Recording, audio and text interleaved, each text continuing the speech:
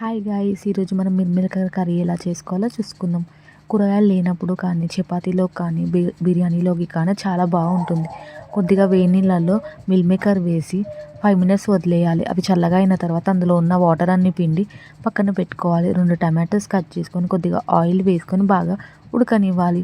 ఉడకనిచ్చిన తర్వాత కడాయి పెట్టి అందులో పల్లీలు, నువ్వులు వేసి బాగా వేయించుకోవాలి. అవి వేగిన తర్వాత కొద్దిగా కొబ్బరి పొడి వేసి వేయించుకోవాలి. అవి వేగిన తర్వాత ఒక కడాయి పెట్టి అందులో తగినంత ఆయిల్ వేసి మనం ముందే తీసుకున్న మిల్మేకర్ని అందులో వేసి ఫ్రై చేయాలి. ఆ ఫ్రై అయ్యేలోపు మనం ముందే వేయించి పెట్టుకున్న పల్లీలు, టమాటోస్ మిక్సర్ జార్లో వేసి మెత్తగా గ్రైండ్ చేసుకోవాలి.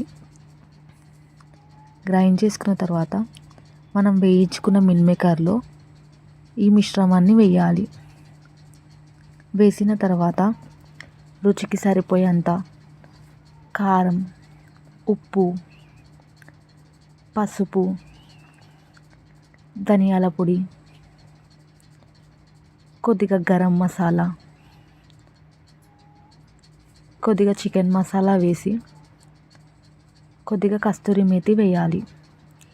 వేసిన తర్వాత మూత పెట్టుకొని 5 మినిట్స్ మీడియం ఫ్లేమ్, 5 మినిట్స్ లో ఫ్లేమ్లో పెట్టుకుంటే అందులో ఉన్న ఆయిల్ మొత్తం పైకి తేలుతుంది. ఎంతో ఈజీ అయిన మిల్మేకర్ కర్రీ సింపుల్గా చేసుకోవచ్చు.